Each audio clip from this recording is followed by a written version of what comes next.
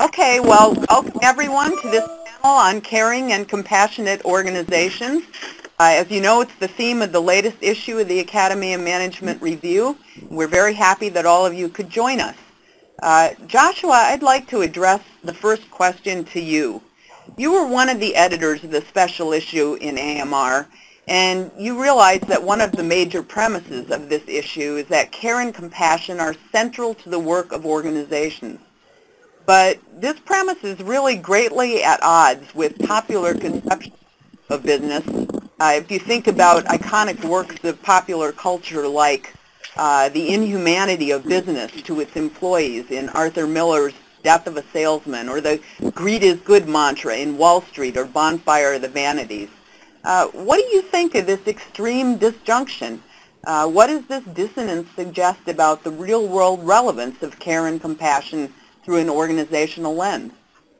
So I think the extreme disjunction actually reflects the reality of organizational life, precisely because it's human beings who build and run organizations. And human beings, we have within us the capacity for both great good and great harm, that we're capable both of hugely self-interested acts as well as incredibly compassionate other regarding acts. And so sometimes organizations can indeed be settings for pretty nasty, heartless, and self-dealing conduct, and that tends to grab headlines. But what we're trying to do in this issue is to highlight how organizations can also be settings where both routine and unexpected acts of care and compassion characterize the way people conduct themselves, whether it's with fellow employees, whether it's with customers, whether it's with the public. And if you just consider the headline examples that we referred to in the introduction to the issue, Wall Street firms in the wake of 9/11, who formerly had battled tooth and nail to get any competitive edge that they could, came together to help one another out, in particular to help out some of the firms that had been devastated by the attacks of 9/11. Or another example that we have is how the employees of the Taj Hotel, at a moment when you would have thought they would have acted in a completely self-interested way to preserve themselves, whether it was in the wake of a tsunami or when one of their hotels was being attacked by terrorists, in fact put their own lives at stake to go help others. Now those are both extreme examples. But what I think many of the papers in the edition, in this particular issue, reveal is that in more routine ways, managers, employees, those who work inside organizations, in fact, act in caring and compassionate ways every day. And my favorite example that I think is just clear to all is why performance reviews are so difficult for managers to conduct. People know that they have to categorize folks by how well they performed, and yet it's incredibly difficult to use a forced curve because we all recognize the humanity of those we're working with, and we want to put our relationships with them and our care and concern for them above how we feel on the bottom line they've performed in a given period of time. Or if you think of the work of one of the authors for this issue, who unfortunately couldn't be with us today, Adam Grant, who's shown that all it takes is showing call center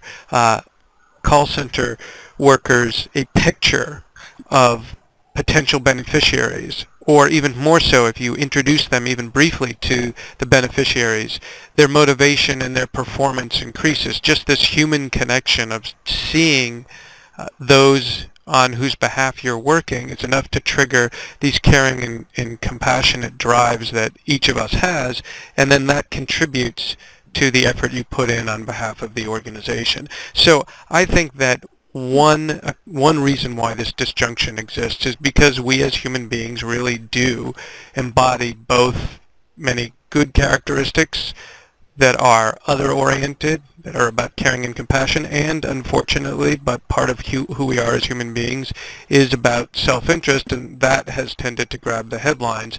And I just end with one other reason why the disjunction exists, and this relates to some work that Adam Grant and I and Andy Malinsky have done, which is that it just happens to be the case that in the way our cognitive apparatus works as human beings, what we take to be economically appropriate, what we take to be professional in business, often doesn't leave room for compassion and care. That the assumptions we make is that if we're going to be economically rational or if we're going to be professional, what that means by definition is that we can't be caring and compassionate. And I think we can't be caring and compassionate. And I think one objective of this issue, as you'll hear from many of the authors, is to normalize just how much care and compassion there is in organizations, to demonstrate that you can have an economic institution, you can have a business, and care and compassion can be as much a part of that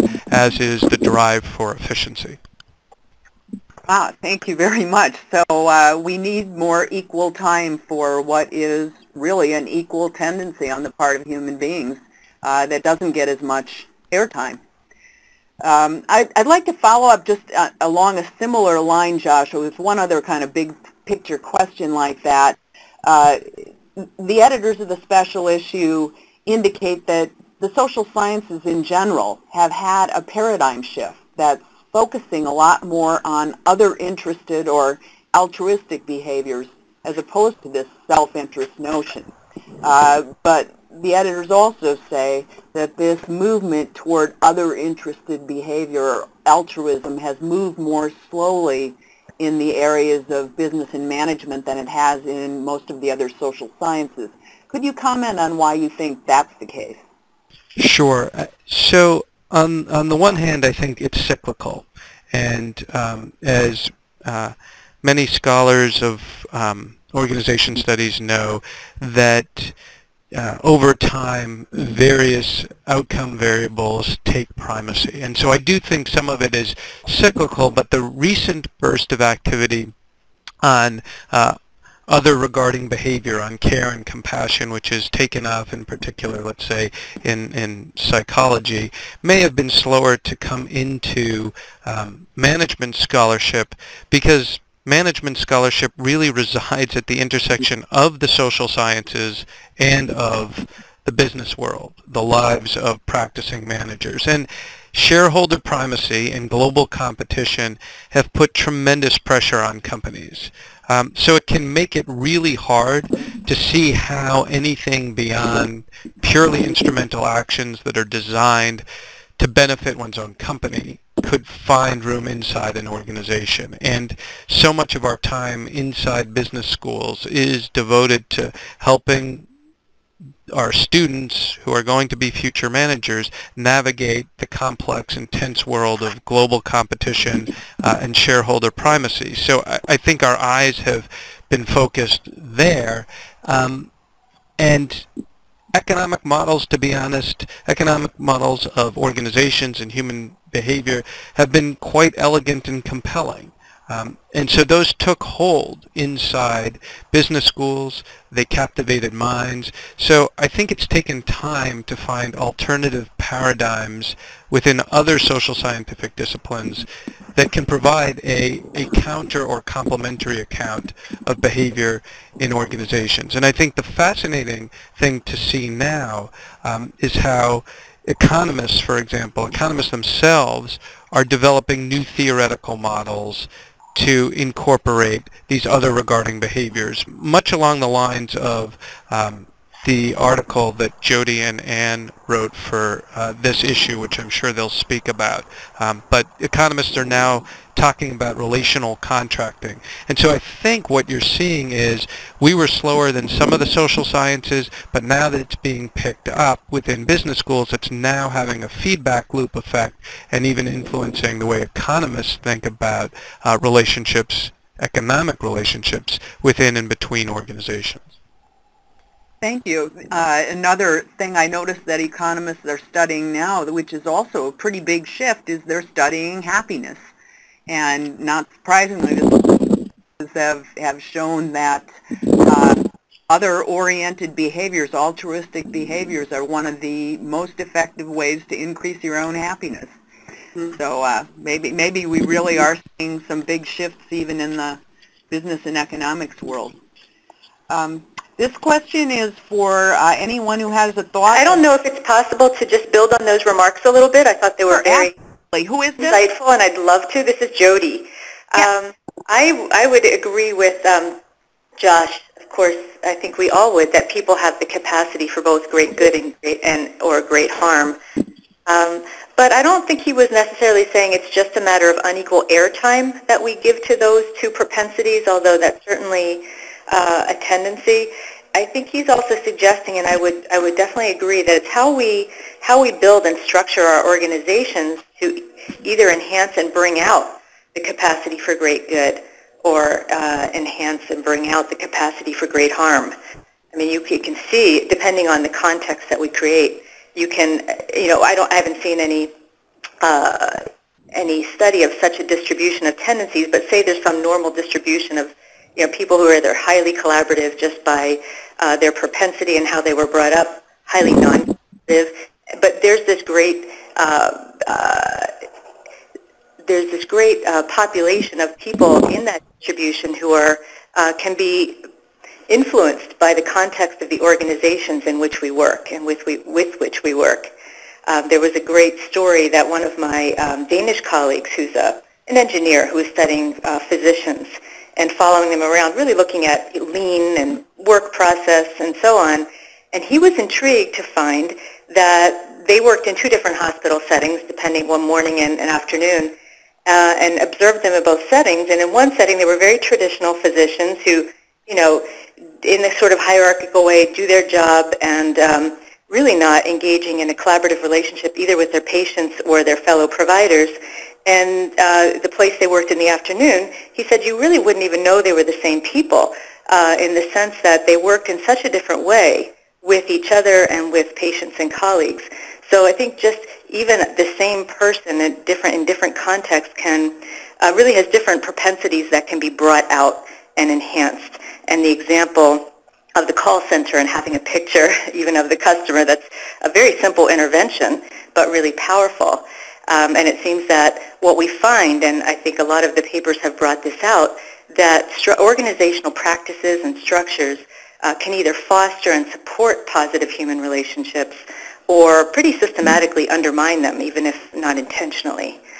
And just one other comment, this notion, I also agree with Josh, there's something cyclical about our understanding of what is a business organization's legitimate role.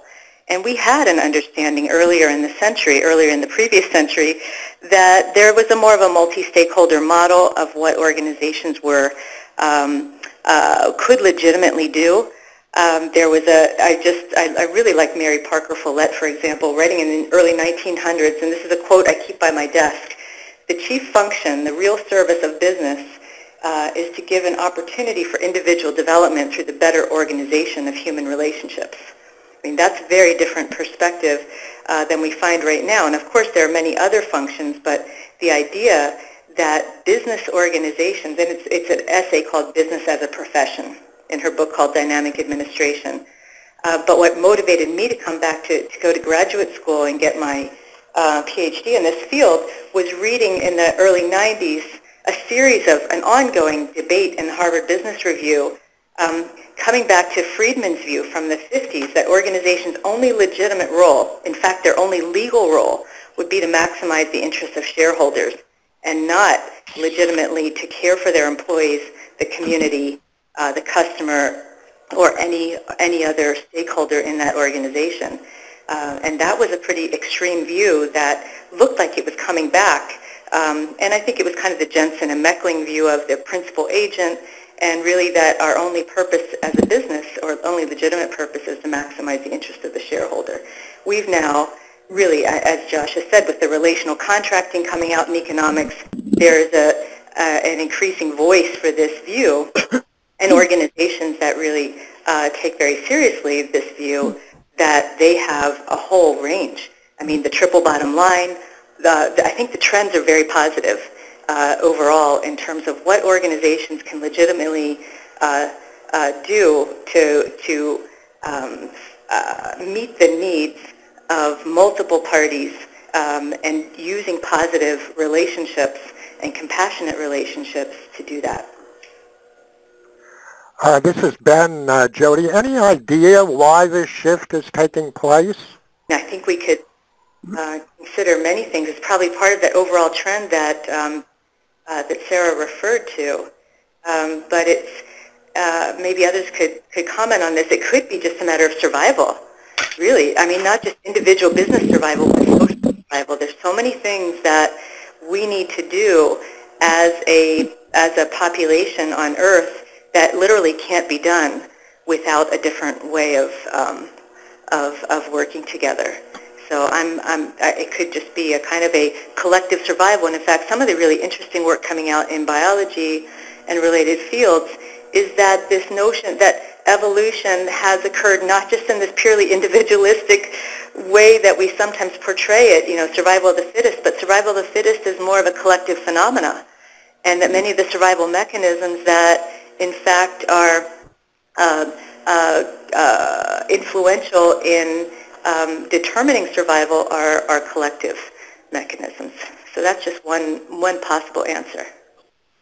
Well, you actually, our next question was going to be about selection or survival of the fittest, although I guess it was in a slightly different vein. I think most business people would say that they are in an environment where only the fittest will survive, and there tends to be a common assumption that that is an individualistic us-them kind of model.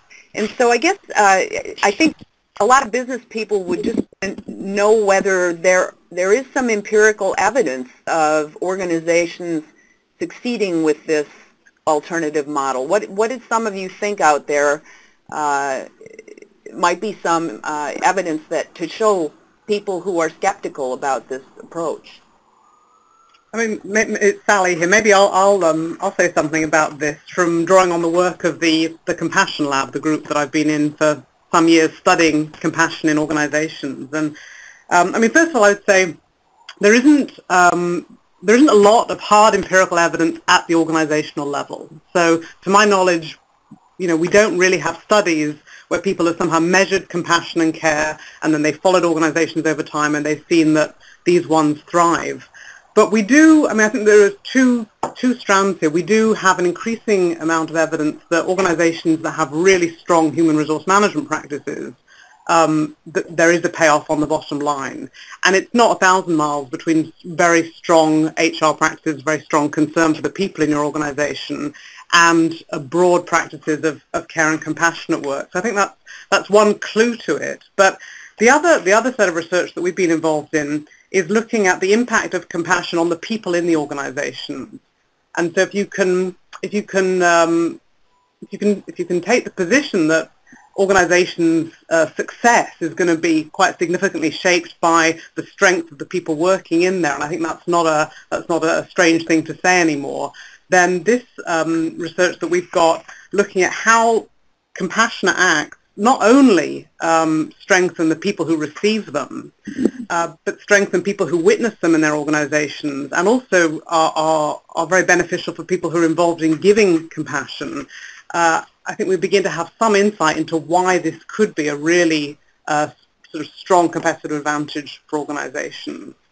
So if I just say a little bit about some of the findings that there are, I mean, the idea of compassion is it's directed towards people who are suffering, and our perspective is that people are always suffering.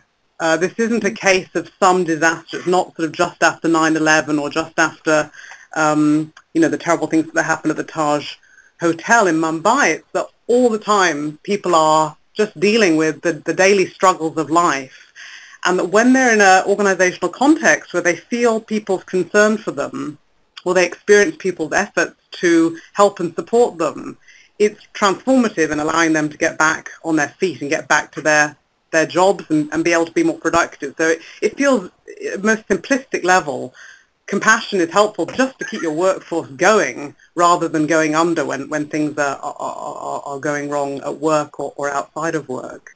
But the other interesting piece we found is that acts of compassion and care shape people's attitudes. They shape how they think about their co-workers, feel more positive towards them, and they feel more positive and more committed towards their organization. So what you have through these acts are processes which really develop employee commitment and loyalty to organizations. And again, there's a lot of research showing the relationship between having a loyal and committed workforce and good economic performance. Yeah, and then there's Kelly. I think there's also then some of Adam Grant's work also showing that when organizations allow people to do volunteer work and to do altruistic work outside of the organization, that's also a commitment building process for organizations. Yeah, and I think his work connects to this whole new set of research on the brain imaging, showing the people feel great when they do good things for other people. Some of this fMRI research is showing that the experience in the brain is like eating chocolate rather than like fulfilling an obligation. So it's not really this terrible sacrifice to engage in compassionate acts or to show care towards other people. I mean, people get a hit out of doing it too. So maybe this also connects to the earlier comments about, the two sides of humanity. Being good and doing good is satisfying to individuals as well as just getting their primary goals met. Yes. You mentioned. Oh, go ahead, Toya. Hi. I also wanted to chime in on the idea that firms think that they need to do what's in the best interest of their their shareholders, and that being the reason for a lot of the non-care and compassionate acts. And I think at the same time we're seeing shareholders demand a lot of more care and compassion in the organizations that they hold stock in. I mean, you look at the 2011 proxy season, they said about 40% of all shareholder proposals were ones that were directed towards corporate social responsibility. And I think we're seeing a lot of shareholder activism and social impact investing, and shareholders actually trying to hold their companies somewhat accountable with as much influence as they can. So I think shareholders also have at times this idea that they want their organizations that they hold stock in to be socially, environmentally, ethically responsible. And I think building on Toya's comment, this is Jody, even when you're looking for traditional shareholder returns and not looking at activist shareholders in the sense of triple bottom line, there's one of the really reliable ways to achieve sustained high shareholder value is to attend to the needs of a broader set of stakeholders, particularly your employees and customers. So there is evidence showing that shareholders benefit, and I think Sally mentioned as well, from very progressive and sustained, thoughtful building of human capacity inside the organizations in order to actually do the work more effectively. And if I hear a number of the different threads that we've been articulating here, I think that one of the things we're being cautious about, though, is we don't want to make the same error that people made about unbridled self-interest, which was, that needs to be unleashed if you want to be the most economically successful organization. The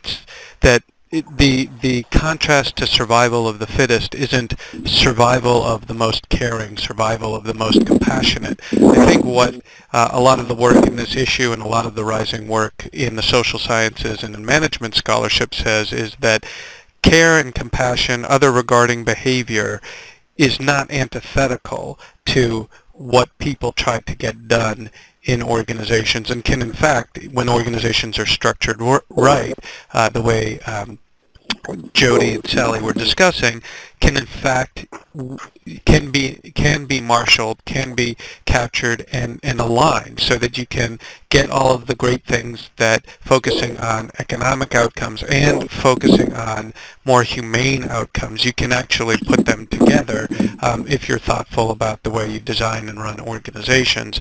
But much like focusing too much on any one dimension can get you into trouble, the tonic or the response isn't that everything you do in the name of care and compassion somehow magically contributes to the bottom line or somehow makes you a more effective manager. You have to be as thoughtful, and I think that's what a lot of these papers are about, is how do we rethink organizations so that they can unleash care and compassion in a way that's conducive to the ends that they seek to pursue. Yeah, and just to add to that, I think that's very consistent with Jane Dutton and colleagues' work looking at the social architecture of organizations, which was not developed in order to give a compassionate response, but having certain values and routines and certain kinds of social networks come into play as being incredibly valuable in a crisis calling for a compassionate response. It's not you can set yourself up to be compassionate or to be, financially effective. It's that really one can be switched to serve the other in a crisis situation. That's right. This is Ben. Can I just play devil's advocate here for a minute? Because it seems to me, hasn't there been some pretty strong evidence that the tide is running against caring and higher ethics? When we see examples like Goldman Sachs or Lehman Brothers and other firms that were implicated or very much involved in the recent economic crash, and these are firms that had long histories of statesmanship and distinguished care for their customers, and that seems to have been severely eroded recently. What do you make of that? I heard that. He's just basically saying that there's been a lot of high-profile unethical behavior, and I don't think any of us would deny that. In fact, one interesting lesson, though, is that this is not behavior that's associated Is this Jody? Yeah. Oh, okay. This is not behavior that's associated with high performance and successful outcomes. In fact, it seems to be a desperate behavior under desperate circumstances that is leading them right down the tube. In a sense, even though it certainly is worthy of attention, it's not predicting the outcomes that we are associating with caring and compassionate organizations when those as Josh said, those caring and compassionate actions are directed toward mobilizing the workforce in the name of performance. I like Josh's argument that we're not really saying just being caring and compassionate leads to high performance. It's really thinking about where and how you're strategically building really critical relationships to get to achieve not only worker outcomes, but the outcomes that are needed for the customer and other stakeholders. And I would add to, this is Joshua, I would add to what Jody said, that neither are we arguing that you can't be economically successful by, being brutally self-interested and sometimes taking advantage of customers and other stakeholders. I think we'd be naive to say that the world is a place in which it's always safe to act in a caring and compassionate way, and that those who try to cut corners or take advantage of others aren't going to succeed. Well, I think that the animating spirit of this issue and what many of the authors are trying to do is to say there is an alternative way to be as successful, however you want to define organizational success, and that the assumptions that people make from looking at Goldman Sachs or Lehman Brothers or any sort of cutthroat behavior,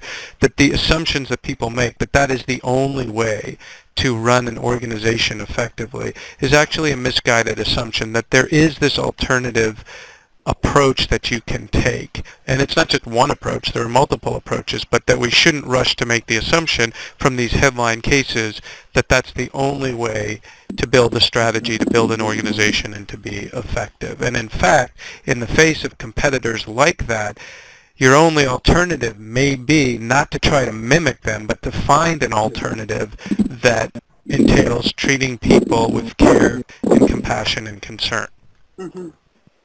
This is Sarah again. I keep thinking back to one study that I talk a lot about in my classes done by Teresa Welburn and Alice Andrews in AMJ, where they followed initial public offerings. They just voted their proposals and then waited 5 years to see how they turned out. And this goes back to Sally talking about basic HR, good HR practice. Well, they quoted how much the prospectus mentioned employees as a source of their competitive advantage, that they were really going to work their human resource system and value people. And the second thing was whether or not they were going to share profits or compensation, the results of the firm, with anyone other than the executives.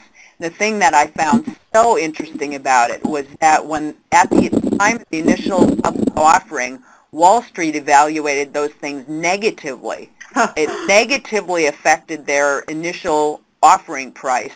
However, 5 years later, the difference in survival rates was astonishingly different in favor of the firms that had shared the outcomes and had mentioned people as a source of competitive advantage. So Wall Street had it wrong.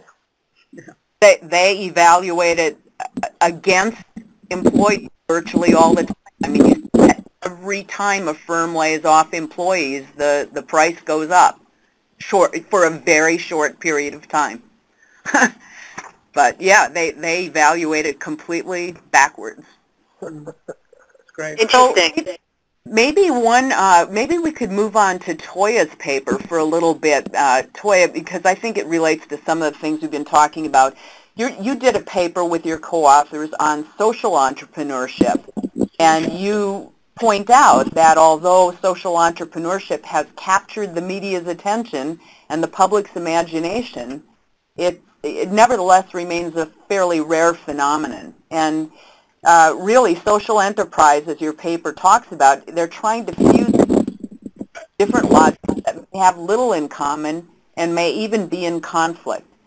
So my question to you would be is, do you think that social enterprise is destined to remain rare, or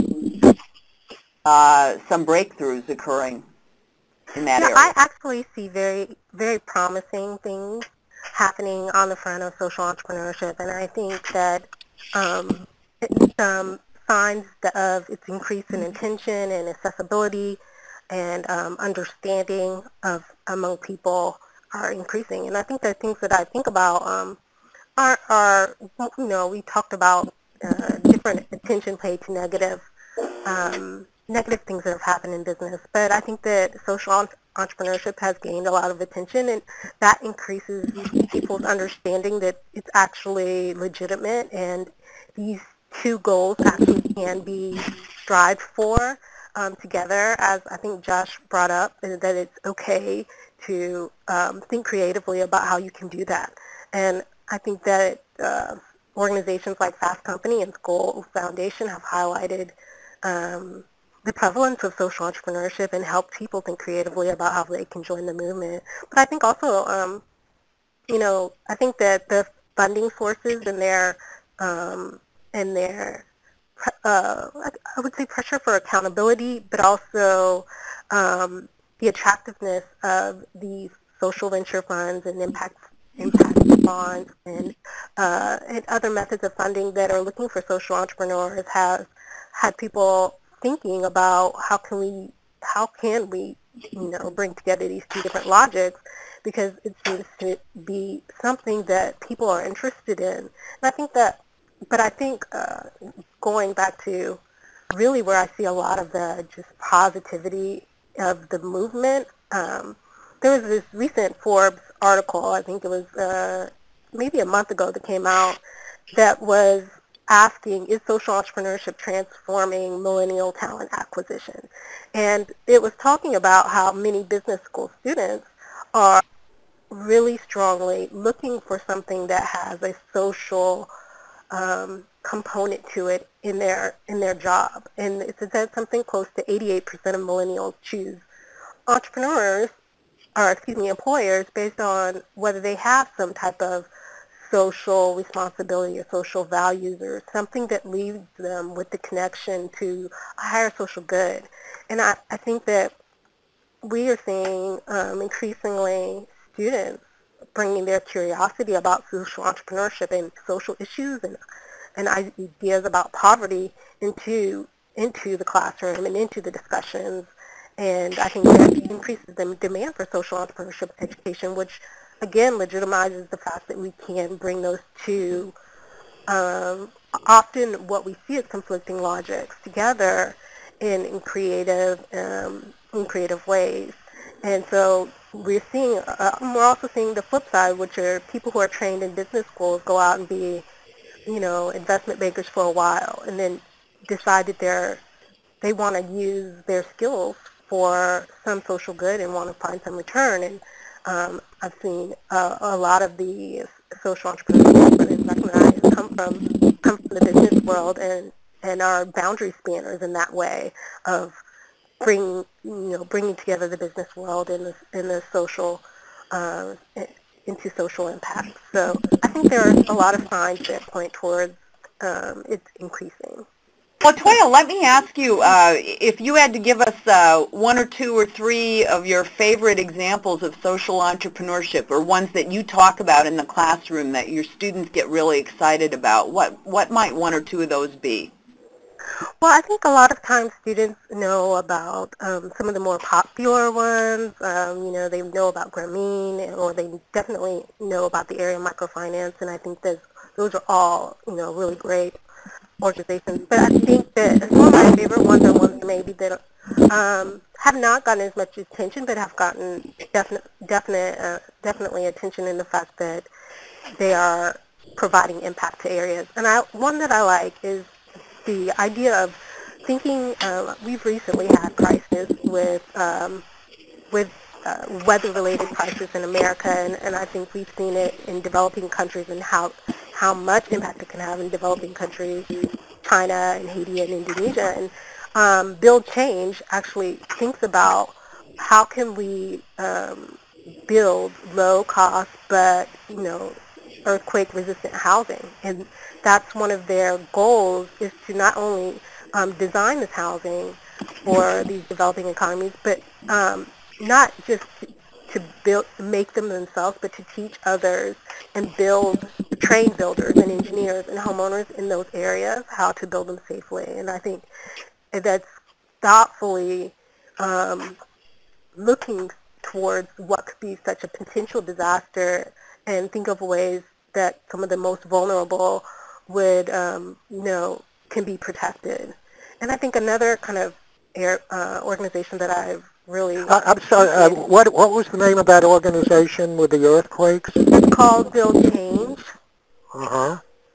And then there's Mothers for Mothers, Mothers to Mothers. And I think what's also interesting about this organization is when you think of the rates of HIV in Africa and other countries, and sometimes it seems like such a difficult situation to tackle. And one of the founders of this organization, Mothers to Mothers, was a physician at Harvard Medical School, and he came up with the organization to train mothers that were HIV infected and mentor them and educate them about how to nurture their children, and then also employ them as mentors for other HIV mothers.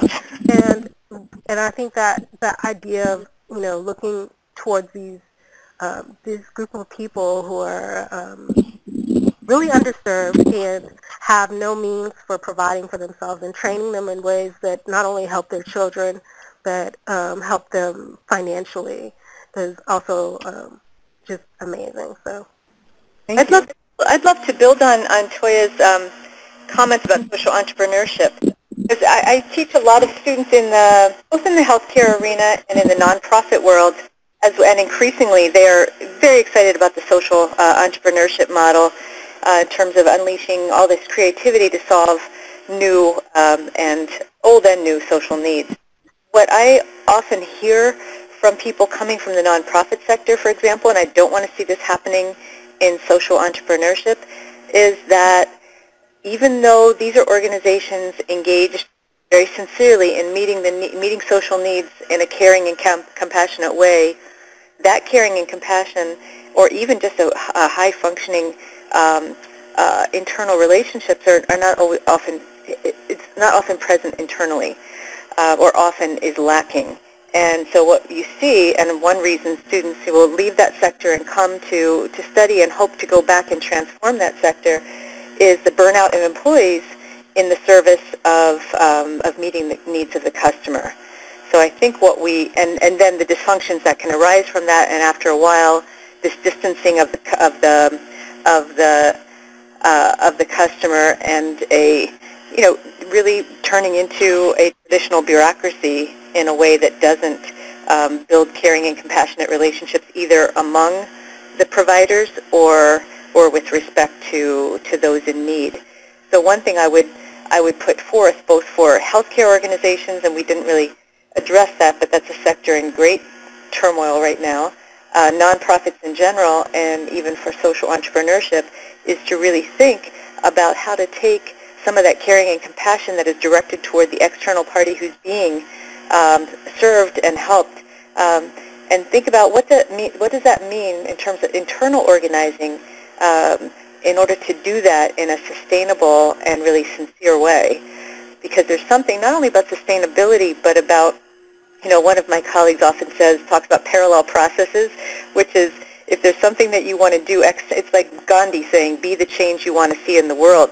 If you don't enact some of those principles internally with respect to one's colleagues and so on, it's very hard to sustain that kind of caring and compassion with respect to those that you're quote-unquote trying to help. So I think that's something, and it may already be happening. I'd love to hear from Toya.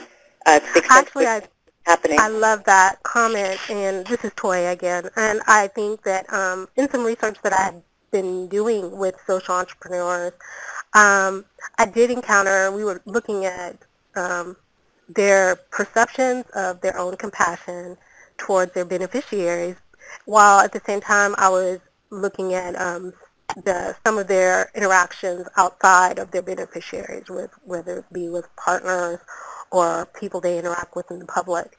And I think one thing that's interesting about compassion is sometimes compassion accompanies with it some type of judgment that this person did not deserve what they are encountering, and that's part of what we feel when we feel compassion.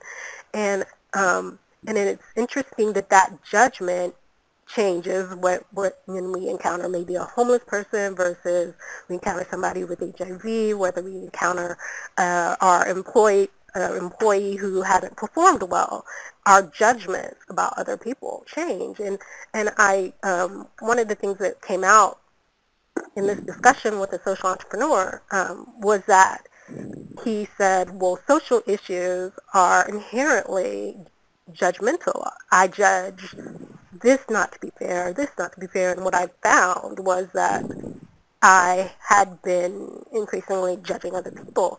And it was like this whole personal development, almost like a progression of, or a maturity of compassion that was going full circle for this person, and realizing how he used judgment towards himself and therefore didn't feel compassion towards himself, for his coworker, and how really looking at who he deemed was worthy of compassion in his life and in his overall walk in life. And so it was such an interesting conversation about how the social venture transformed how he interacted with people on a daily basis through that revelation.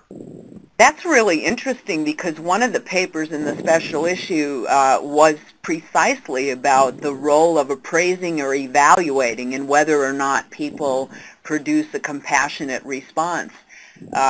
So what you're talking about is also something that's centrally dealt with Sharon Parker's article, I believe.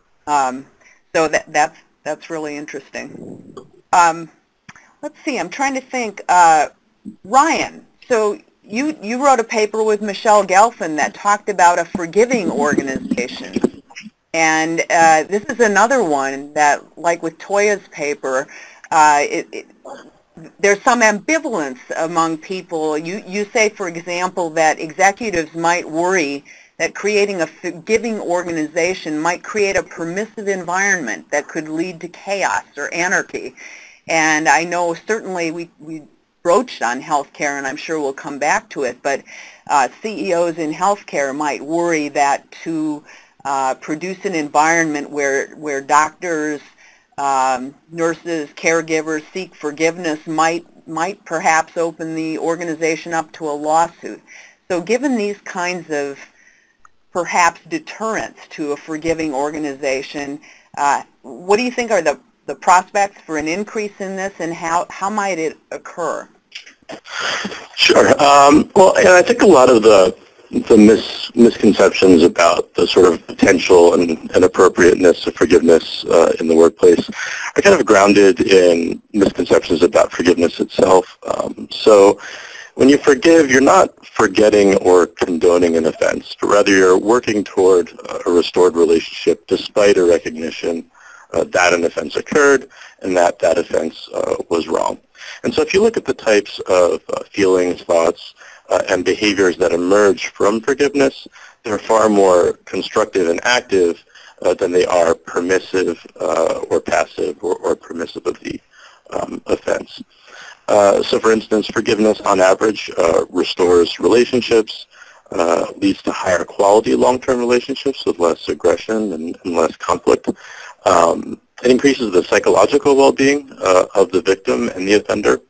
It can even increase the physiological well-being of the victim. So victims report less stress, less trouble sleeping. They're just healthier overall. And within victims, forgiveness can even facilitate the pro-social mindset toward all people. So in one of my favorite lab experiments by Johan Karamans and his colleagues in the Netherlands, they found that if somebody forgives after the act of forgiveness, they're actually more likely to donate money to charity. So it leads to this general pro-social orientation. And so if you think about, which types of relationships and which types of employees would you like to have, people who are happy and healthy and have positive relationships with a lot of organizational citizenship, it's a bit of a no-brainer. You had mentioned the healthcare industry. One of my favorite examples there from the University of Michigan Healthcare Systems is a few years back they instituted this, what they called Michigan Claims Management Model, whereas the traditional approach was to say, if there's a medical error, let's not mention it because it's going to open us to litigation.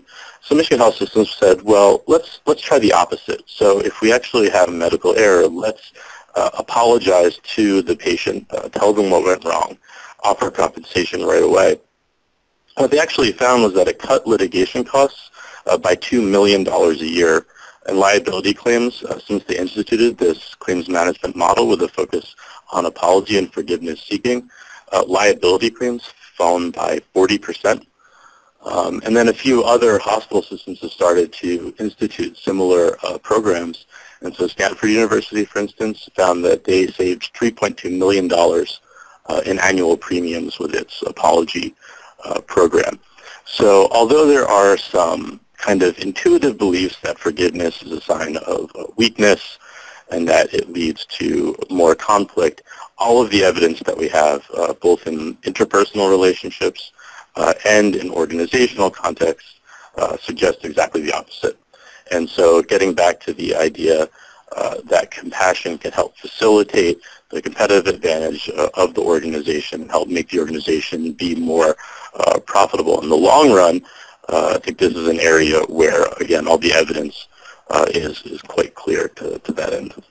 I think it's particularly interesting that evidence exists in healthcare, because I think that would come to my mind as the industry that would be most frightened of So that's very compelling. You know, as you were talking, I was just thinking about what I was listening to on public radio on the way in this morning.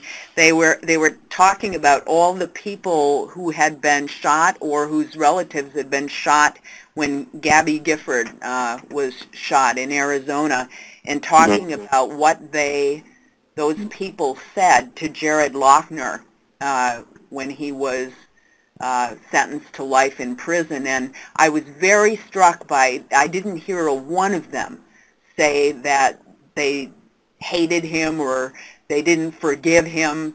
They talked about perhaps not forgiving the act, but then they went on to talk about the other things that needed to happen in society so that more people wouldn't go through the same thing. So they started talking about getting him better mental health care.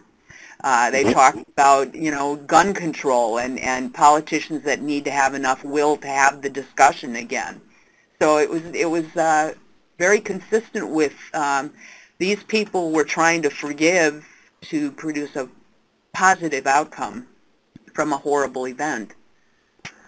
Ryan, I'm interested. How do lawyers associated with these organizations that you described, how do they feel about this apology trend?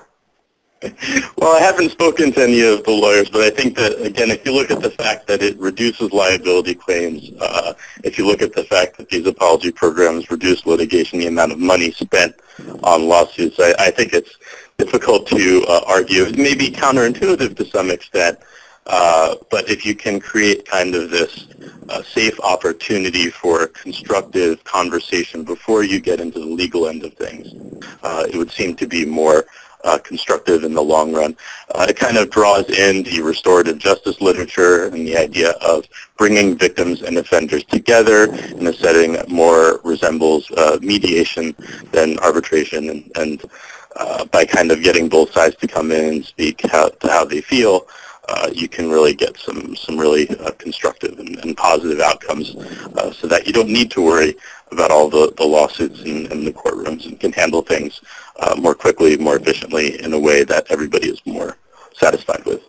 Well, so we've talked about healthcare a little bit here. So healthcare has come up from a standpoint of being an almost surprising industry to some of us as being focused on forgiveness and bringing people together and apologizing and so forth. I also know that a lot of the papers submitted to the special issue had come out of organizations that were involved with healthcare or some other type of social service. So I guess that raises the question of, do you think inherently caring and compassion will sort of stay focused in the service or caring professions or industries, or do you see it moving into other less maybe expected places? Sally, I think you have something in your paper about McDonald's, for example. What is McDonald's doing to create? I think you said they create some sparkling moments. Well, okay. I'll clarify that. We did praise McDonald's. And we praised it for, we didn't praise it, we noted, and we drew on actually a case study that was done by Richardson and Ledema.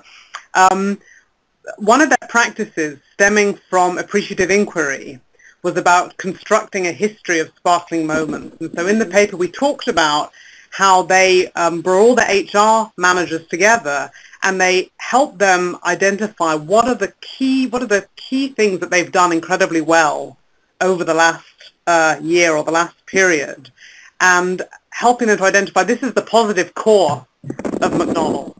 And even if we're undergoing major transformation, this is the piece we want to retain. So the context in which we talked about McDonald's was of an organization, yes, quite a sort of hardcore organization, who were engaging in this positive sort of strength-building practice of pulling out sparkling moments or these positive events in an organization's history and allowing them to become the focus. And we talk about this as one of the sort of bases of a caring practice. It's not care in the way that the lay person might think of care and doing nice things for somebody, but it's care in the sense of helping organizational members to see themselves and to see their organization at its best and to see its strengths, and in this way to build it. So that was where McDonald's came into the paper. Well, that's very nice. Yeah. Well, it reminds me of the broaden and build theory. Exactly. When people can start looking at their organization as something that they're proud of, how much more creative and positive and optimistic they become.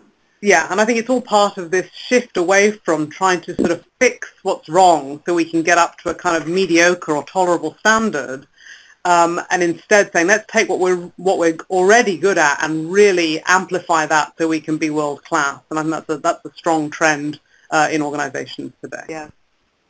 Sally, what were some of the sparkling moments that McDonald's people focused on? Anything in particular? No, I think we'd have to look at the original case for that. Because we were drawing on this as an example of a practice, but we didn't get into the I can't remember the specific moments. But you find this whenever you adopt this appreciative inquiry approach in a team or an organization, they can be quite almost not trivial, but mundane things that we don't focus on in our daily work in an organization. We take them for granted because we've always done them quite well. And having our attention focused on them and then being encouraged to take meaning from them. I mean, this idea of constructing a history of sparkling moments has these two pieces. It's first of all, you identify what are these positive events, what are these key things we're doing well, and then what does this tell us about ourselves as an organization or as a team? And it's really that second stage, that meaning-making piece where you're saying, well, if we're doing this stuff and we're doing it so well, who does that mean we are? And what does that mean we're capable of doing? And that's really the sort of basis of a lot of the arguments of our paper. You know what else, Sally? I love that they focused it on the HR function because I think, well, and Peter Frost mentioned this in his Toxic Emotions book. HR people, although many of them get into the discipline because they like people, they feel up in organizations. And so to create that kind of positive meaning that probably people entered HR with, I think that could have a lot of ripple effects in an organization. Yeah, and I think it's almost just like encouraging people to shift their lens a few degrees, and they see something in quite a different way. It's all going on, but they're not looking at it, they're not making meaning out of it that's productive for them. Yeah, and you mentioned, Sarah, that healthcare organizations you would kind of expect them to be good at caring and I love the examples of forgiveness toward, when you do errors toward patients. But I would have to say, after studying healthcare for the last, dozen years, that there are a lot of very dysfunctional healthcare organizations. When we look at the functionality and cost-effectiveness issues in the healthcare industry, those are attributable in part to highly dysfunctional relationships among professionals and between different healthcare organizations across the continuum, where you actually need highly functioning relationships to coordinate care. You have silos where information is lost and where there's a real lack, in many cases, of relational coordination, the ability to coordinate work through relationships of shared goals, shared knowledge, and mutual respect. And we often see highly toxic relationships among professionals. And I will get to this later when we talk about relational bureaucracy, but many of the flaws, I think, contributed to structures of training, rewards, and accountability that follow the traditional bureaucratic model, because often we're trying to carry out healthcare at a large scale. Bureaucracy is the structural model that's relied upon, but to a great detriment. And a lot of the empirical evidence that's come out of my work and others is that these traditional structures, accountability, training, and so on, do contribute to fragmented relationships that lead to negative outcomes for patients and as well as effectiveness of care. Well, You're raising an interesting issue, Jody, that I think cuts across both healthcare and then Sally and Tom's paper, where Sally and Tom link in their paper, they link the ethic of care to the emergence of feminism. And a lot of what you hear about healthcare and the problems you're talking about, Jody, has to do with the unequal power and status relationship between, for example, doctors and nurses or other people on the healthcare team. And anybody who's taught people in healthcare knows how afraid many people in the healthcare are of speaking up to the powerful doctors. And so I guess I'd go maybe to you, Sally, since your paper gets pretty specific about linking the ethic of care to feminism. What see that how well this care and compassion will take off in organizations is associated with the rise of feminine leadership, more women in leadership? I don't actually. I think what we describe is the roots of ethic of care in feminist writings in the same way that bringing in women's experience to understand a morality in the same way that Carol Gilligan did, writing about sort of modifying findings from Kohlberg's research on moral development. It's like we have a very partial story and we need to understand it more fully. But this is different from saying sort of this is the women's way of doing things. It's more about helping through women's experience and their willingness to explore that experience to help us have a better understanding of humanity. And the ethic of care is really saying, people are relational. They're not independent units who don't need anybody else. And it's not just women who are relational or women who are dependent. We're all embedded in relationships where we need people and they need us to help them. And the feminist writing goes back to early maternal relations, but not simply being mothers, but having been cared for. We've all been children, and hopefully most of us were cared for, by our parents. And it's that early recognition of the importance of care to keep our society going, which is really the basis of an ethic of care. So I don't see this as at all being a sort of women's executive path. In fact, the contrary. I think women often feel they have to behave in a very masculine, very traditionally male way to get on in corporations. And in some ways, I think it'd be easier for men, and I see it in male leaders who bring an ethic of care to their leadership. It's almost easier for them to do it because they don't have to try to position themselves in the current climate. It's possible for them to engage in caring practices and not be castigated for that because they're men, and so they already have things on their side. Interesting. So again, this is another example of a lot of what we see comes out of what people think we expect to see, and we behave in yes. And so saw a fuller range of behaviors in both genders. That's right, and we see that in our society. I mean, we do see more men having active roles as parents, and we see more men expecting to have to invest in relationships in a more equal way.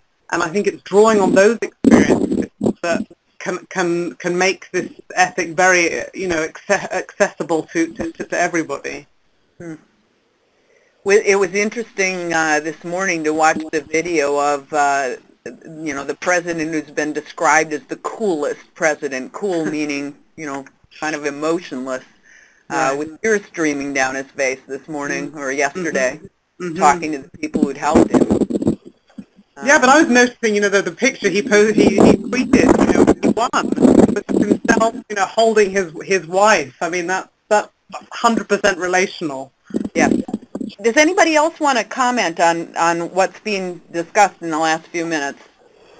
Okay. Well, can I just get back to Toya for a second sure. in her discussion?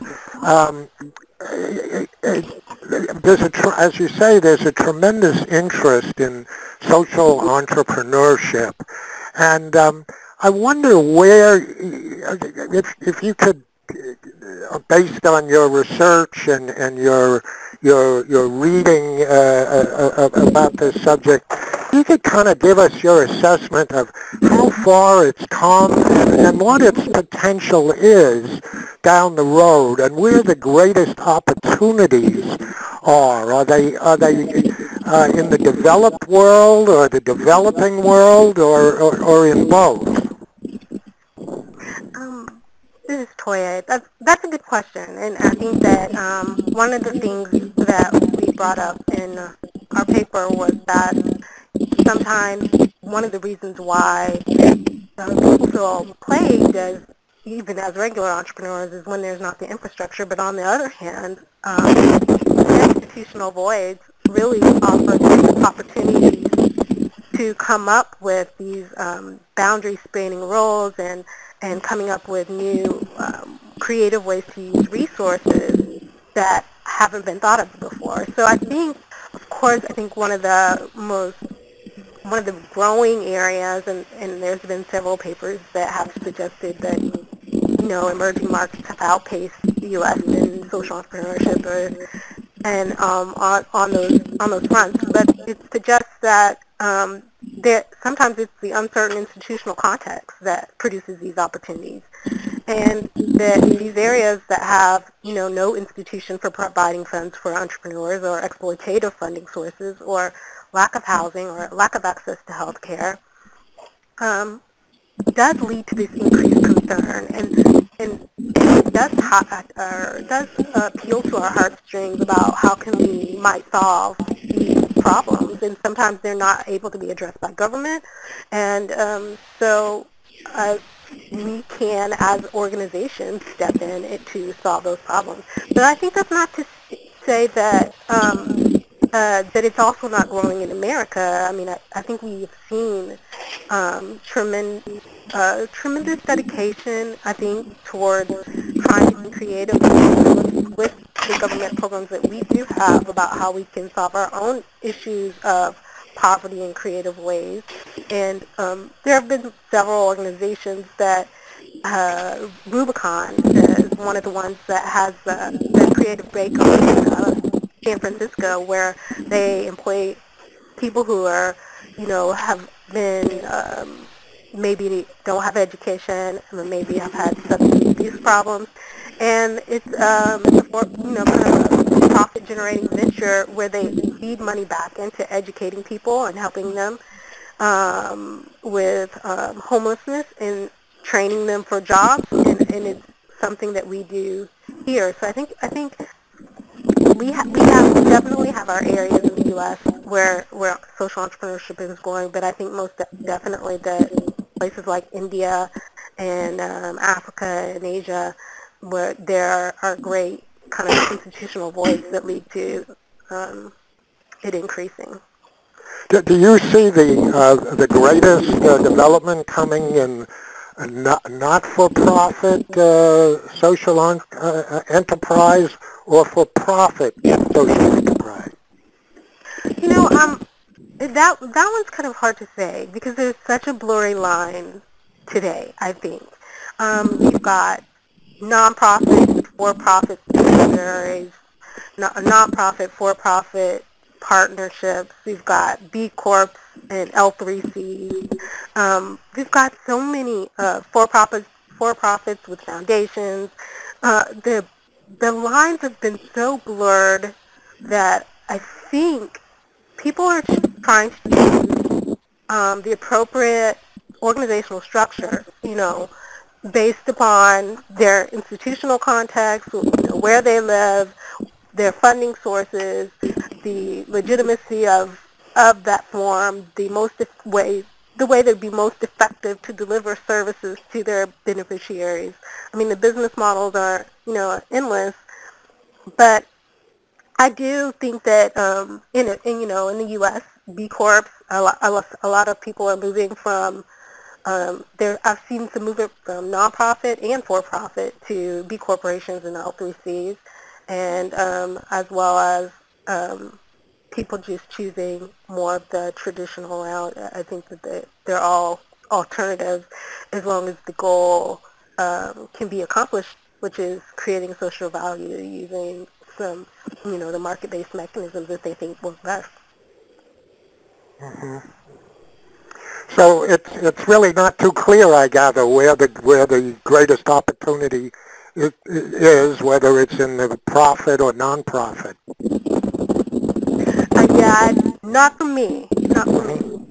I've been talking to some companies, and especially in the area of education, this is Sarah, who say that the biggest shift for them is that, and I think this would be consistent with what Michael Porter is saying recently, and Mark Kramer, their biggest shift has been from moving some of the what they called corporate responsibility, and by the way, some of them don't like the word responsibility anymore either. They like corporate social investment, but actually picking up more very low-cost, disruptive intervention or innovation kinds of models providing education where they might charge $4 a month for private school in India or in Africa, or $2 a month, and they're doing it because they like the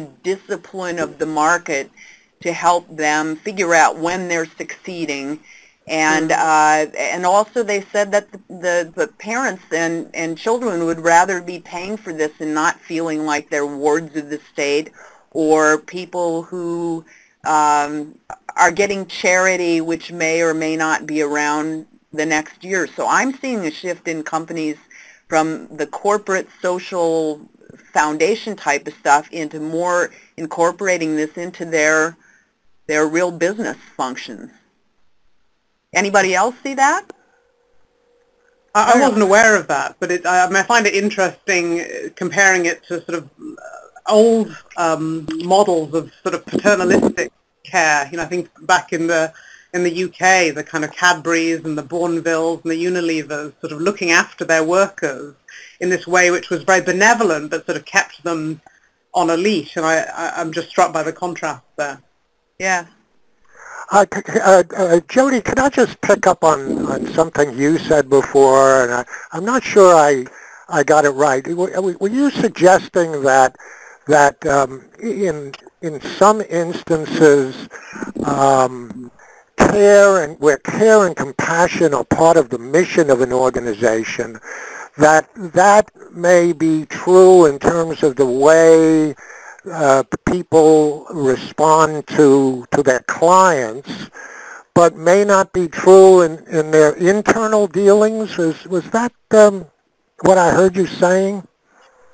Yeah, I do. There are places where there's a disjuncture between these two, and I think the evidence suggests it's not sustainable, that when your intent is to be caring and compassionate to the client, the customer, the passenger, the patient, whoever it might be, if that's not a reality within the organization among the people delivering the care, it's not likely to be a reality as we look outward toward our client or customer. And so one thing I talk about in the relational bureaucracy paper is this notion of relational coordination, coordinating work through relationships of shared goals, shared knowledge, mutual respect, and relational co-production, partnering with the patient, the family, the community, the customer in producing those outcomes through, again, shared goals, shared knowledge, mutual respect. One thing we see is the difficulty of sustaining either of those in the absence of the other. There's a kind of symmetry across relationships. Maybe it's a relational contagion. It again goes back to Gandhi's very simple words: "Be the change you want to see in the world." That it's different, and I think we've seen this in so many of the service management literatures, that the way employees are treated and treat each other is then reflected in their dealings with the external world. And even Adam Grant's work suggesting that once you engage people with the customer, that can then be brought into their work with each other. But you need an organization that's supporting and has structures and practices that support both the positive relationship with the customer and client and among the professionals or workers who are delivering the care. One of the things that I think we may underestimate is the extent to which the organization's kind of formal structures can either support or very seriously undermine the positive relational dynamics that we're looking for, whether and that drive performance, whether it's with the customer or among the team itself. And so I'd love to comment on that at some point. But in the meantime, yeah. Why don't you do it right now? Yeah. So I think one of the interesting things about these relationships is that we think of them as being emergent and interpersonal in many ways, but what comes out in this special issue, and I think we're recognizing more and more, is that there are management practices, organizational structures. Sally talks about HR practices, certainly ways of designing the operations that are very influential if you want to go beyond the interpersonal, emergent, maybe it's there, maybe it's not, to really structuring it into the organization in a way that's highly reliable, replicable, sustainable over time. And one of the trends that we've seen is that you can have a very highly networked relational startup that, as it gets larger, it can kind of fall into a traditional way of formalization that we know as a kind of dysfunctional bureaucracy that breaks down those relationships. And it's very hard without some real thought to sustain those positive relational dynamics as we get beyond a small organization or unit to a very large organization like a McDonald's or Southwest Airlines. And so what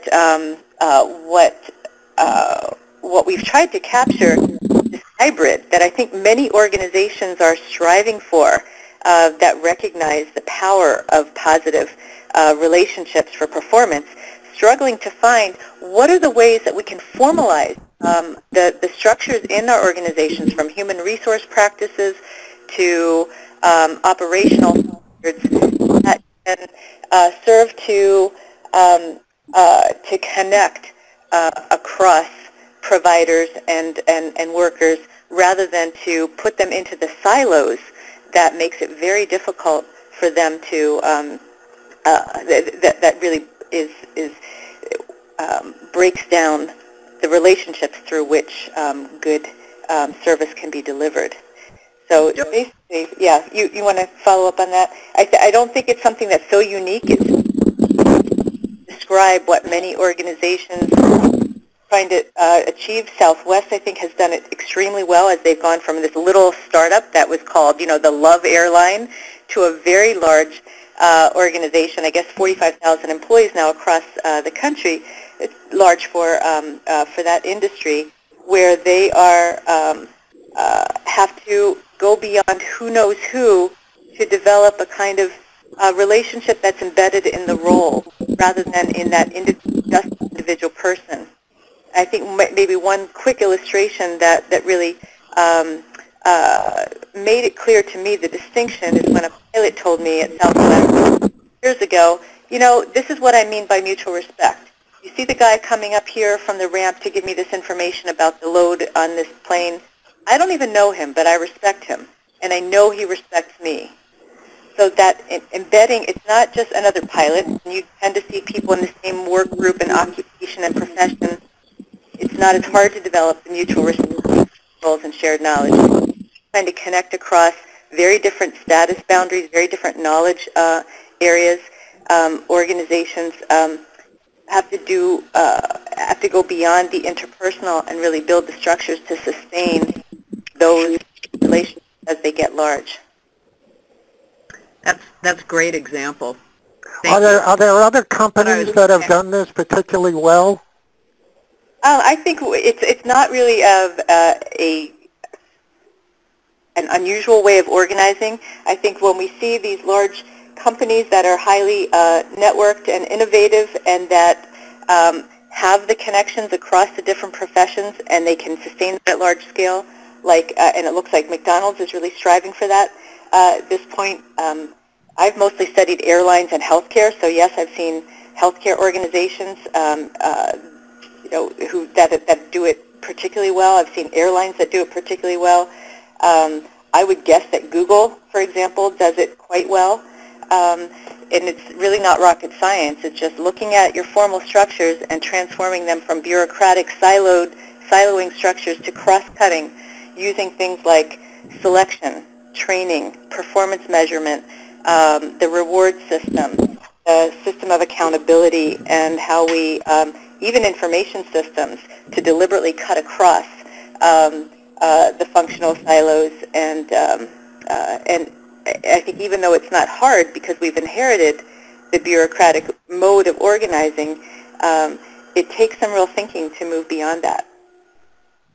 Yeah, maybe just to build on that, I've come across a group called the Conscious Capitalism Institute, and this is a group of firms who advocate for free markets and competition, and they're highly entrepreneurial, but they believe in capitalism thriving in an environment that is driven by purpose. And so a number of the companies in this institute, like Whole Foods and including Southwest and Trader Joe's, are trying to pursue their economic goals, but driven by a purpose which includes a sort of very, very strong cultural element. And so they talk about Trader Joe's changing its hiring practices. Instead of trying to hire the sort of fastest, most efficient workers, they began to hire for emotional intelligence because they believed it was important that their workers could care for and empathize with the customers and the people they were dealing with. So I think it's not that unusual to find organizations who are moving in this direction of really trying to build it into the way they do things fundamentally. Exactly, and I referred to it in the Southwest study as hiring for relational competence, but I think this recognition and increasing focus on emotional intelligence is very encouraging, and it goes back to this question of, what is this associated with feminism? I think there's a recognition that there is an element, a relational element in organizational success that needs to be fostered in the individuals that are and in the way the organization is designed. And going back to healthcare for a moment, one thing that's happened there that's been, I think, unfortunate over the years is that because physicians have been such, the successful and high-status group in healthcare, and they've done it being technicians more than caring and compassionate professionals, that at least was the trend for quite a while, that nurses, in order to get that same professional recognition, I think started to go in that same direction, and not with good implications for patient care, either efficiency or quality or safety. And we're now seeing, we have the Relational Coordination Research Collaborative that has probably the most participation at this point from healthcare, and the doctors really have been in the forefront. Some of them are, are very opposed to it. My recent experience in Japan, for example, depending on the generation, they can be very opposed to it. But we also have a lot of leadership from physicians who see this as exactly where the profession needs to go. And the nurses are coming on board, in some cases a little more slowly, because they already saw that this caring and compassion that their profession was known for was actually a detriment to their recognition and respect and success relative to physicians in the past. And so it's that same notion, I think, that Sally brought up, that when you have organizations and an industry and a set of professions that have used the caring and compassion as a sign of a lower success, this kind of marginalization of the caring that we've seen come out in the literature of the Stone Center and others, that it makes it a little bit risky for women in particular to step into that role and say we want to be known for this characteristic that in fact has been a source of marginalization in the past. So the nurses are kind of reluctant to pick up on this approach that the doctors seem to be taking. Well, I mean, I see a split in both professions. Sometimes by generation, where the younger ones are willing to take the lead. it would be hard to do an exact analysis, but there's a split in both. And I think when one reason physicians are wary is that they perceive giving up a lot of power that could be associated with taking on a more relational approach. And as some have argued to me, surgeons in particular, I'm accountable ultimately for what happens to the patient. I can't afford to share this, I can't afford to bring others into that process because ultimately it's me who's held accountable, who's legally accountable for what happens to the patient. And then the fellow surgeons will jump in and say, well, that's all well and good, but you're not going to achieve the desired outcome if you don't have an open working relationship with your colleagues in the other professions, because there's so much that you can't see, and if they're not telling you, you're not going to have a safe outcome. So that's really, I think, the resistance from physicians. On the part of nurses, there is a history of under-recognition and subordinate status that has gone along with their role as being seen as more relational than technical, and it's really that's a real obstacle to overcome. And so I think it won't be surprising if physicians, in some cases, take lead. Most of the people who contact me to say we want to move in this direction, whether it's the Brigham and Women's, whether it's Dana-Farber, whether it's Kaiser, it's almost always coming from the physician leadership. So it's interesting to see. Well, and Jody, I think building on that, the statistics about how much quality of teamwork in the operating room, for example, improves when the teams put in these checklists so that it's part of the system that everybody's role actually gets done and everybody's expected to speak up and they know what. So it's not just the surgeon who's running things, but there's a process that makes sure everybody gets heard and is following their protocol. The results for that are so much better. So I think that'd be a way of alleviating their fear that if they give up that power, they might have a bad outcome. Exactly, and that's a perfect example. So we're not just talking about human resource practices that are essential for creating the structures to embed these relational dynamics into roles and make it acceptable and expected that people will connect with each other across roles. The clinical pathways, the protocols that connect and create a format and a structure for sharing information about the patient and helping to structure these conversations that currently don't happen easily. These are essential elements of the relational bureaucratic hybrid that make it possible to go beyond, well, nurses in general, I don't work well with them, but when so-and-so is on, she's really great. That kind of reliance on just particular individuals who happen to work well together, is not the way to deliver highly reliable, safe health care. We really need to embed it into the roles, and you're absolutely right. The checklists, the protocols, the clinical pathways are essential elements of making this part of how we work together here, regardless of who the particular nurse or social worker or physician in the room is going to be. One of the other methods that I've seen that we've been hearing a lot about is family-centered rounding, and this is a great illustration to build upon because it's a structured process for getting the different providers, including the pharmacist and anyone who's working with that patient around the bedside, to have a conversation in an efficient but effective way about who's doing what with this patient and what needs to be done next, and building a shared understanding of what's going on, and critically involving the patient and the family as well. And that's where we go beyond relational coordination to co-production, to engaging the customer, the passenger, the patient, whoever it may be, in that process so that they really are a key member of the team in producing the desired outcome. But again, it's a structured process that engenders not only a strong role-based coordination among the team, but bringing the client into that process. Because one thing we're recognizing across industries is so many of the outcomes that we're seeking are not as easily achieved without the active cooperation and participation of the recipient.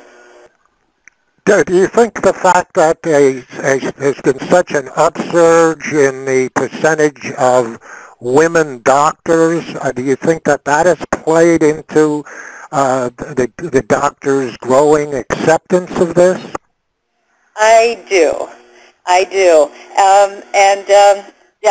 Some of the examples that I'm either, women coming into very strong leadership roles in medicine, and also seeing a transformation in this generation of male physicians to those who all along have had this sense that they weren't doing this the way that was optimal, so that once they see this kind of legitimate and research-based and evidence-based approach that says, yeah, relational coordination is giving you better efficiency, quality, and better well-being for the workers themselves, they are jumping on board.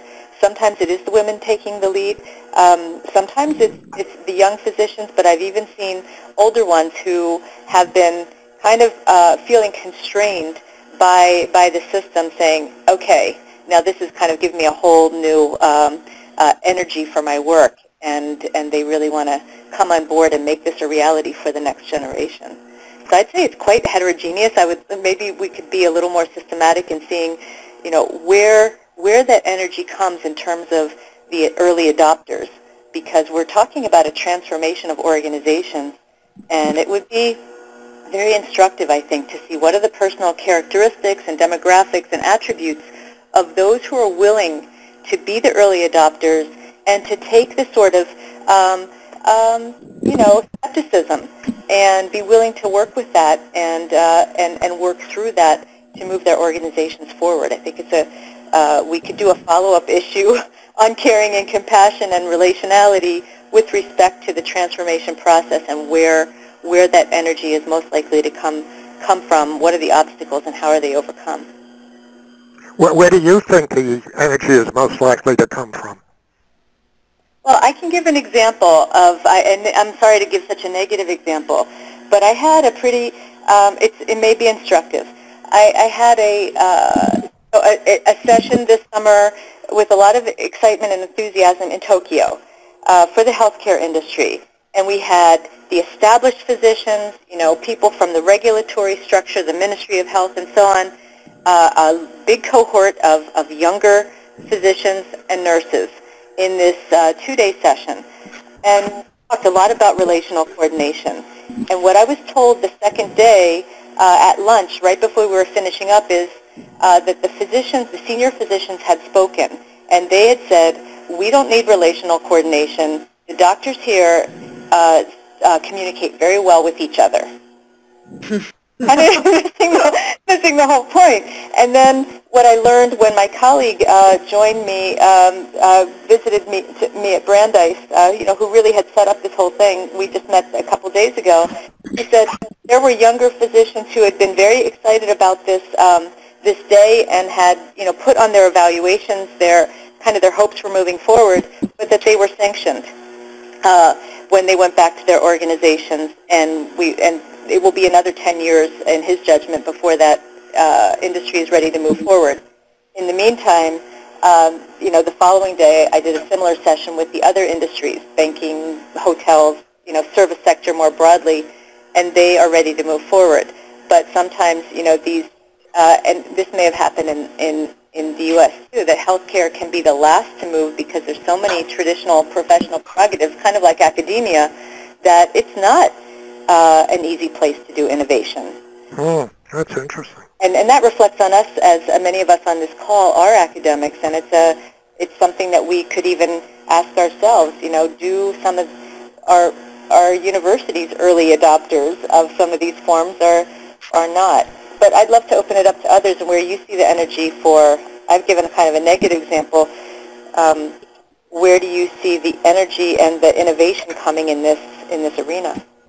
So Ben, this is Joshua, and one of the things I pick up on listening to Jody and to the others is coming back to this theme of cyclicality, which is that care and compassion may be the contemporary resuscitation of trends that you see in the field of management scholarship and organizational behavior for decades. In some ways, it's picking up on a long tradition of the human relations school, more applied areas like TQM, total quality management, or high commitment human resource management systems. That there have always been these threads of looking at other constituencies other than yourself, thinking beyond self-interest to enhance not only well-being, but to enhance the performance of the organization. And I think that what the recent uptick in interest and research and theorizing about care and compassion does is take that tradition and bring it into the contemporary era and look at how people can bring kind of a fuller, their full selves to work and draw on that, and how can organizations be designed to tap into our full humanity so that they can be more effective. And I think that one of the reasons you see a special issue, especially in theory, is that I think we're still on the cusp of concrete empirical data that can truly convince people that care and compassion is consistent and conducive to high performance that organizations, especially those with economic outcomes in mind, really care about. I'm not arguing that there isn't that consistency or it's not conducive, but I think, to pick up on what Jody said, first and foremost, we're academics, and so we have a skeptical bent. Many of us care deeply that organizations become more humane places, that they actually rely on the strength of relationships, that people accord care and compassion to one another. But I think what this issue does is really provoke academics to say, let's go out and do the next round of research that can take insights and practical application to the next level. But as academics, we need to ask a set of theory-driven research questions to go out and gather the data that can help us say, here's the way to do it well. And I'm going to do something that McLaughlin of the McLaughlin Group does. I mean, on a scale of 1 to 10, 1 meaning utter dismissal of the care and compassion as important elements in organizations, to 10, meaning total acceptance. How far along are we? What is the panel's impression of how far have we progressed in terms of acceptance of this in the business community? I don't know. I mean, how would we measure? I don't know. A sort of proxy. I guess I talk about a lot of this stuff when I'm teaching our MBA students who are, going to be in the next business community, and I hear this sort of almost from a bunch of them a kind of confusion and a caution. They almost can't quite grasp how I could be talking about this stuff in an MBA. And then as you begin to... You find that among the students? Confusion? Yeah, that's what I'm talking about. Yeah, uh-huh. the students. The faculty, actually, maybe this is something to do with UBC, but I mean the faculty are actually quite, as long as we're not saying, you should be caring and looking after people instead of doing business, I don't argue for that. But I mean, I think the idea that it's inherent to doing good business a lot of the time is quite acceptable to certainly many of the faculty that I teach with. But I think the students come in and they're really quite confused by this at first. And I've even had students who say, I can't tell, which is the way to do leadership. I thought it was this way. This is what I've seen modeled where I worked, but now you're telling us this is the other way to lead. And is it really true? Is it true? Could it be possible to lead this way and still do well in my career and still run a company successfully? And that's what I witness. I don't know what it is on a 1 to 10 scale, but this sort of interest in it, this openness to it, and then this caution that it can't possibly really be true, because how could life be that straightforward, really? And I would add that I think that it's characterized by a lot of variance. And so, if you look, for instance, at one of the panelists had mentioned Whole Foods, and their CEO, John Mackey, speaks a lot about conscious capitalism and really views sort of his entire organization largely in this care and compassion framework, whereas other organizations don't. So, again, the 1 to 10 scale is difficult because I think some organizations are really emphasizing this and others are not. And it's really the variance is what I see, at least. Would you say that most are accepting or relatively few? Any sense of that? I mean, this is Toya, and I think that different people have different concerns and fears. I mean, even when you talk about something like care and compassion, the other side of it is, what is the fear that comes with whether we introduce it? And there certainly are fears to be recognized or concerns to be recognized. I think one of them, and for example, in social entrepreneurship is, well, how do you balance the social and economic goals?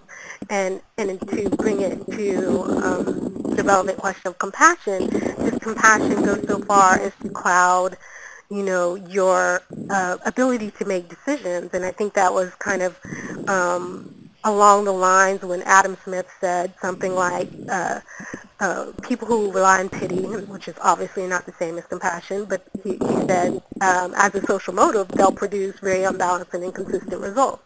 And so there's these kind of idea that maybe you will kind of be deluded into the best decision if you have compassion. And I think that where we can, as in good scholarship, is to show where there are boundary conditions to this situation. And one of the things I'm doing is looking at, and maybe this kind of somewhat overlaps with this idea of relationship, although it's relationship with self. But the idea that compassion is an emotion, and there is compassion fatigue for social entrepreneurs and other people working on the line, and they have to make these decisions that are often both business decisions and compassionate decisions. And what I found is that there's a great deal among social entrepreneurs of goal conflict that they identify within themselves. And we looked at how mindfulness is bringing attention awareness to their self and awareness to their emotionality of the situation and non-judgment of themselves kind of helps them make better decisions and not instantaneous decisions that might be influenced by the emotionality of the situation. But I think that bringing in the real, I think to me, it's a benefit to bring in the real discussions of concerns that people might have about it in ways that we can kind of have conversations that expose and broaden our view of the relative appreciation of it, as well as the appreciation of all of its influence on us as a human when we experience compassion and care. I'd love to start with the Adam Smith comment and then build on what Toya's just said. That Adam Smith also wrote The Theory of Moral Sentiments and a whole section in the middle of The Wealth of Nations that argues for the need for a broader social context within which to have successful market-based economy, and the provision of public goods and the recognition of the whole person and our moral sentiments as essential for an effective, not functional market capitalist economy. So there's a very broad perspective, I think, that Adam Smith brings to the table that, like anyone in writing many things, we need to look at the whole person, and I find that there is a recognition, there's a complementarity between the caring and the provision for multiple interests and the rational maximizing behavior that we often associate with market economy. But to go back to the original, I would say we're probably at around maybe 25% in terms of this, or what was maybe a 1 to. We're less than, I think, half of the business community really recognizing it or embracing the notion that that positive relationships are an essential element of business success and not just,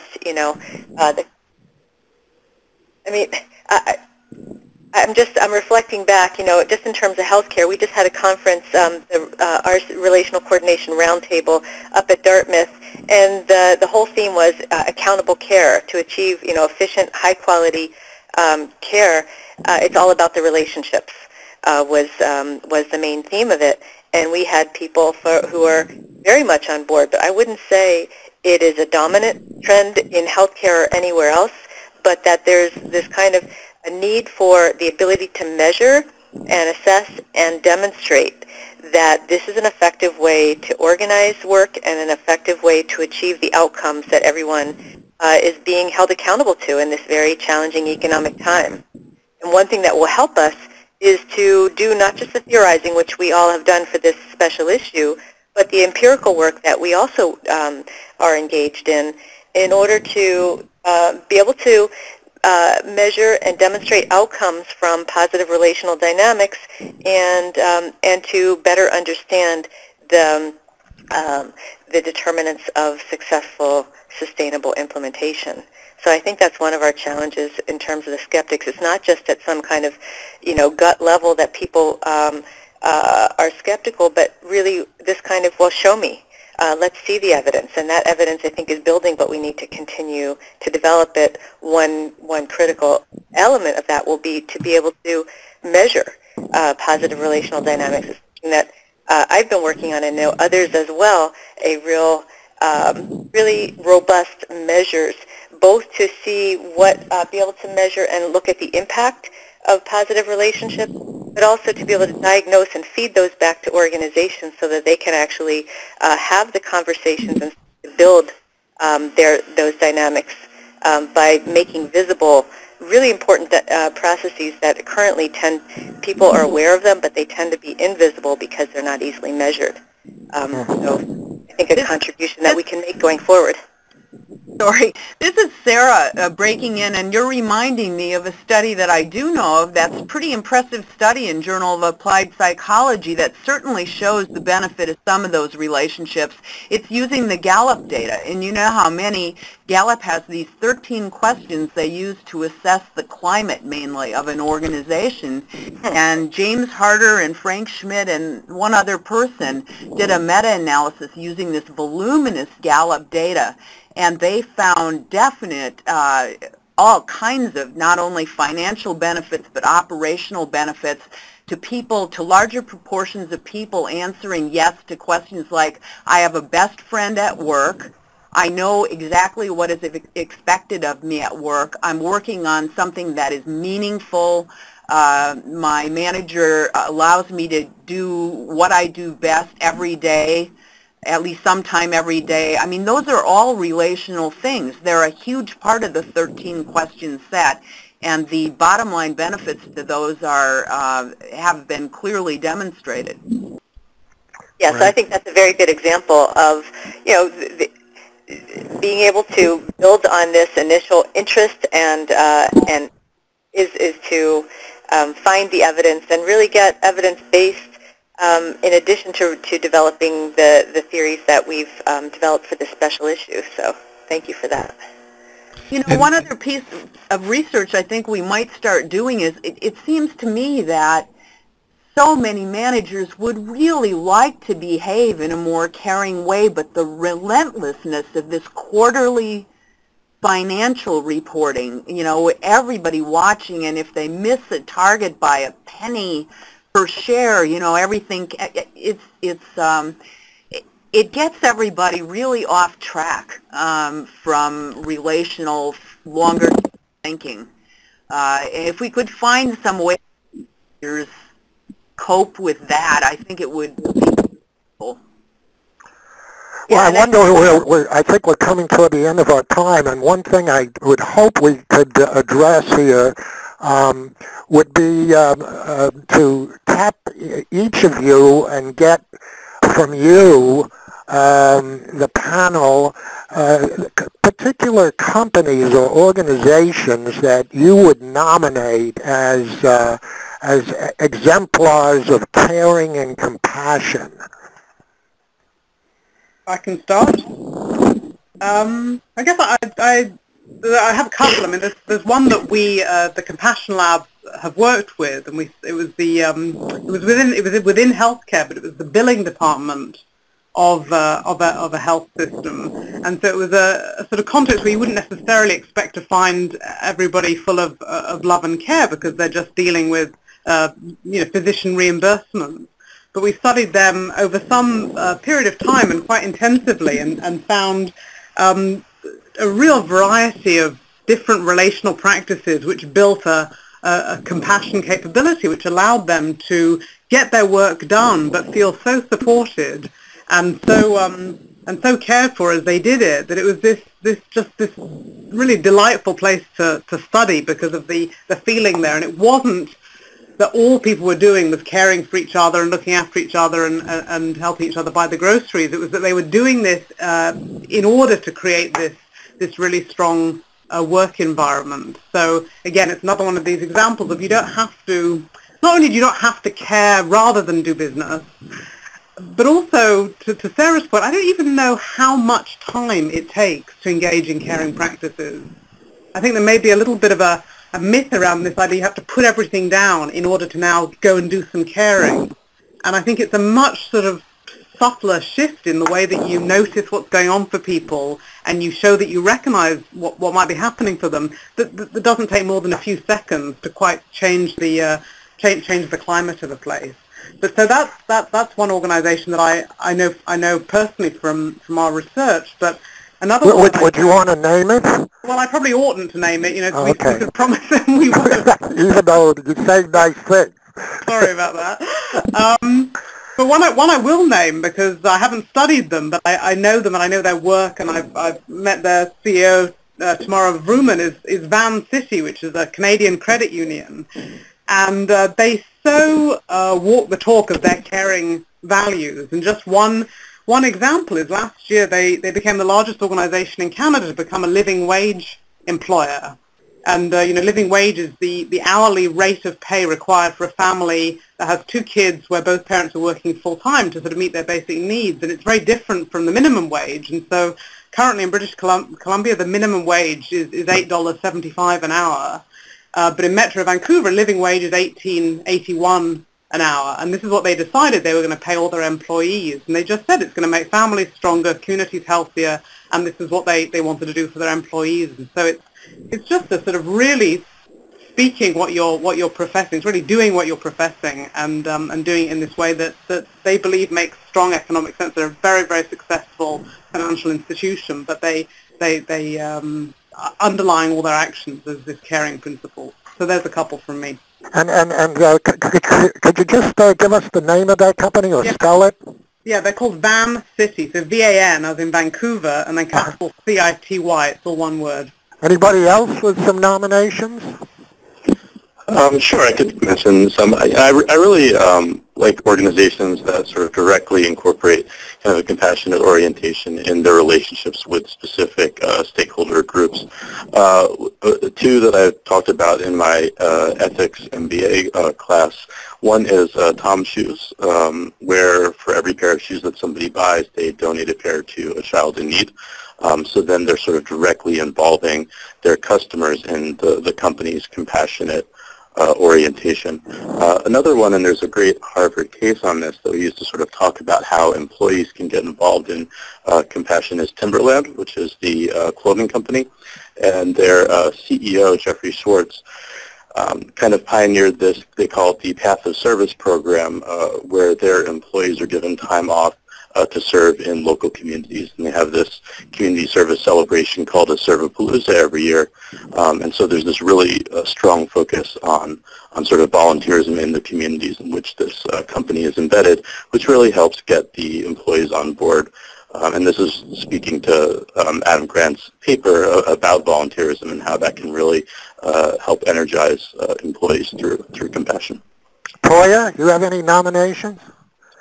Well, I kind of gave a few of my nominations a little bit earlier, but I think that even besides those, I think there's some, the microfinance area has been has a long history, and there's still a few of them that are thinking about newer creative ways. I think I like really what Ventana is doing, and it's that they're trying to do is instead of just financing entrepreneurship, they're looking at education, and they're Could you spell that? Vitana. Yeah. I think it is Vitanna. Okay. Vitana. Yes, and so with something as small as like a $25 microloan, they're helping people with secondary education, and they're making sure that the cost of this loan for them is able to be paid in a couple of years, and it's not overly burdensome for the kids in developing countries that really wouldn't have been able to go back to school. So you can go on and look at how you can impact poverty and education in really small ways, and I thought it was a really different take on the microfinance effort. Mm-hmm. Yeah, I would say maybe somewhat skeptically that I've seen parts of organizations in my studies of health and human services, parts of organizations that are very good on these dimensions, but it's rare that I've seen an entire organization that's consistently relying on positive relationships with all of its stakeholders over a long period of time. And I think it's a real challenge. I would even say, much as I love Timberland, one of the cases we use in human resource management is, when they were engaging first in this big community service initiative, including a wonderful partnership with City Year that many have used as a role model, they were also engaging in significant layoffs of longtime employees in order to outsource their work. So it's and we talked to the CEO, Jeff Schwartz, came to talk to us in class, and he said it was really pressure from Wall Street, and that they ended up, taking it from a family-run company with a long-term kind of caring for its employees to feeling that just wasn't what Wall Street was looking for or was going to put up with. So I think we have a context, an institutional context, in which it's very hard to see large, ongoing efforts by organizations to deal in a very compassionate way with all of their stakeholders and keep that up. I think Southwest is a really interesting example, counterexample, because they've been, 45 years without layoffs, only one strike, a highly unionized company, and they've been profitable every year except their first one. They are an example that people may get tired of hearing about. I came across them in my dissertation research a very long time ago, but they have managed to pull it off, in part because they're really proactive with Wall Street and recognize Wall Street having to educate and keep them apprised on why they're doing what they're doing in order to ultimately create shareholder value. But what they think about every day is creating value for their customers and their employees. And their philosophy, and so far it's been highly successful for many decades, is that by doing that, the shareholder value follows. But if they start by maxing out and doing what Wall Street wants them to do, which is highly leveraged and lay off and all the short-term things that Wall Street pushes companies to do, they actually wouldn't be able to succeed. That's interesting. So they're pretty successful in pushing back against Wall Street. Yeah, but in a highly relational way. I mean, they hold webinars, they hold web conferences. Then their last two, and their current CEO, who's very strong on values toward employees and customers, was their CFO. They pick CFOs who are willing to have these really serious conversations with Wall Street about what it takes, what their model is, and what it takes for them to be successful, and basically sell compassion as a business strategy, and not just say, because otherwise I think they would have been bought out by now and they would not be the successful company they are. And Wall Street, I gather, accepts this. They do, although, I think 9/11 helped a lot because what analysts were saying just prior to 9/11 was, Southwest has a great balance sheet, but it's too good. They should be leveraged. There are a lot more things they could be doing if they if they had more debt. And afterwards, those same analysts were saying, well, maybe their balance sheet is too good, but it does give them a lot of flexibility to maintain their commitments when things get tough. And so the very things that Wall Street was looking for that many companies listen to really makes you vulnerable and not a sustainable kind of successful organization. Wall Street is short-term oriented, and you really do have to step back and make a case for having a longer-term orientation that does tend to be more toward the caring and compassion and long-term relationships. Ben, I have another example of what Jody's talking about with the CFO really pushing the case with Wall Street and being successful is Interface, the company, the carpet company that has produced at least one line of carbon neutral carpet, even though it's an incredibly oil-intensive industry. And that's been part of their strategy, too, is to have a CFO who can communicate how their model works to actually produce profits while doing a lot to reduce their natural resource consumption. And they also have an incredibly proactive, positive HR system and public educational system that their employees do out in the schools and the communities. Joshua, any thoughts on this? Yep.